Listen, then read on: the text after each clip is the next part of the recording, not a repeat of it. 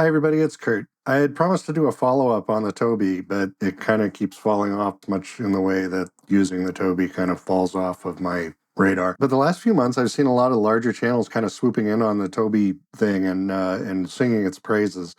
And honestly, that leaves me a little concerned for a lot of people out there that probably just don't need this device. I don't know if these channels are sponsored by Tobii. I'm not sponsored. I bought my Tobii with my own money. A lot of other channels have also gone deep dive on what it does and everything, so I really don't feel like there's value in me putting a lot of time into it. Some of them have been very good. So I'm not going to trash the Tobii. It's a good product overall, but it's not the amazing wonder weapon that the world of flight sim YouTubers seems to want you to believe that it is. And that wouldn't be a problem if it weren't for the rather high price, honestly. As of today, it's basically double the price of a TrackIR. And head tracking is nothing new. I had a TrackIR back in 2005. It ran great then.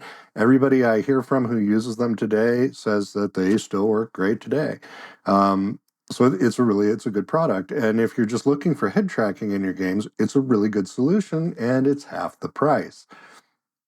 And Tobii's real value isn't in flight sim, it's in eye tracking. And it's designed to be an assistive device, for people who are unable to use a mouse or unable to use other pointing technologies for one reason or another. But lately, the Tobii operation has been kind of marketing to the masses a little more, and specifically, they're targeting gamers.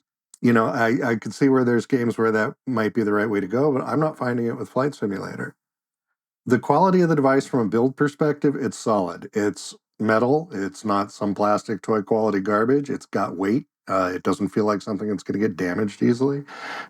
It works plug and play. It gives you no BS. You plug it into your computer, and if you've got the Tobii software installed, you're on your way.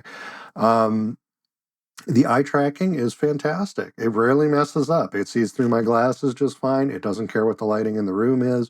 It always tracks reasonably accurately.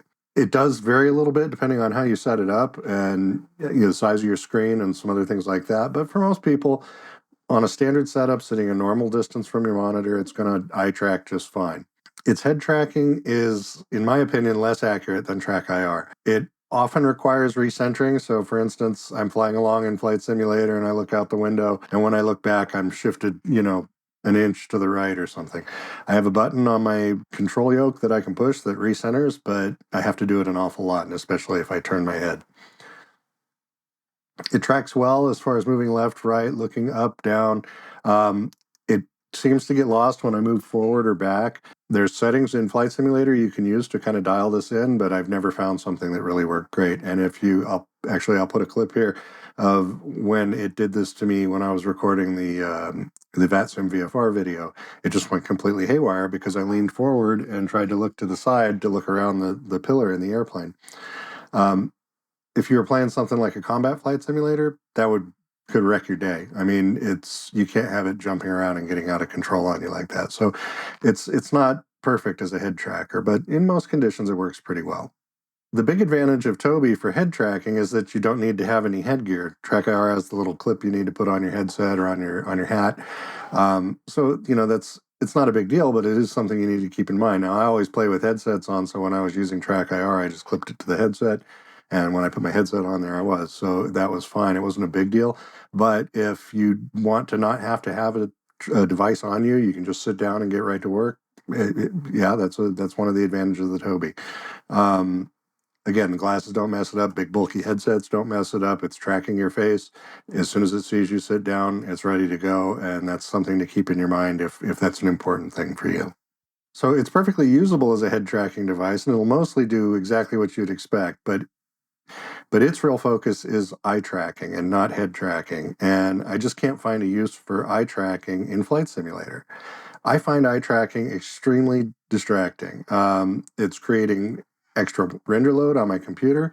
Anytime I'm looking around, the view's trying to, accommodate that. You can dial that out with the settings, but I ended up dialing it all the way down to 0. I don't use eye tracking at all.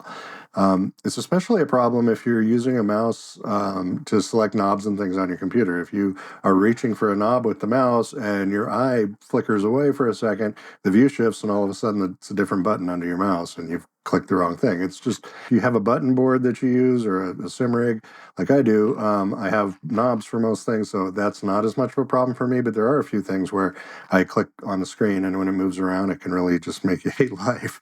So I also have a button on my yoke that I use to just shut the thing off. And that works, you know. I use the Tobii when I'm on the ground.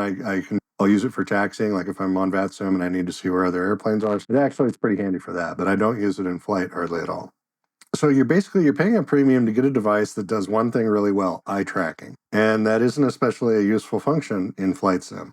And it does the one thing you really probably want, which is head tracking, somewhat worse than another product that does the same for half the price. But at least for the extra money, you can be sure it doesn't work with very many of your games. So not great. Its input seems to be a unique proprietary Tobii thing. It doesn't speak game controller, you know, it's not like a DirectX device.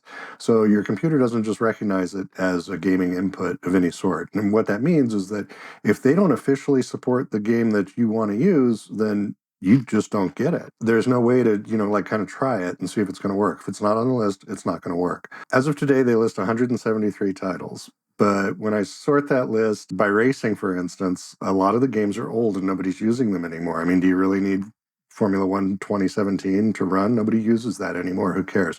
But it's on the list. So when you talk about this 173 titles, a lot of them are old. So it's not really, it's kind of padded. Similarly, they list 50 simulators. That includes all the racing games because they are simulators, so that's fair. But it includes a lot of older stuff that nobody's using anymore and some junk that most people probably never used to begin with. But hey, if you want to play Farming Simulator 2017, they've got you covered. So seriously, you have to take the list with a bit of a grain of salt. I don't really play first-person shooter games, but it might work really nicely for those kinds of things. But I haven't done that, so I really can't comment on it.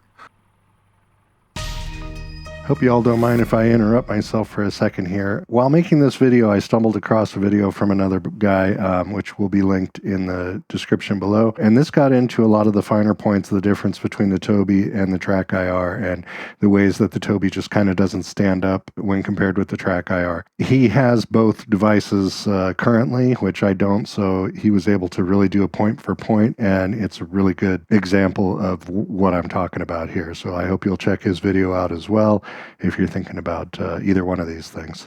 So anyway, this was really just intended to be a short video to bring you up to speed on my thoughts after using the Tobii for a few months. What I wanted to do was just sort of be a word of warning. There seems to be a lot of channels blowing this up like it's the best thing ever invented.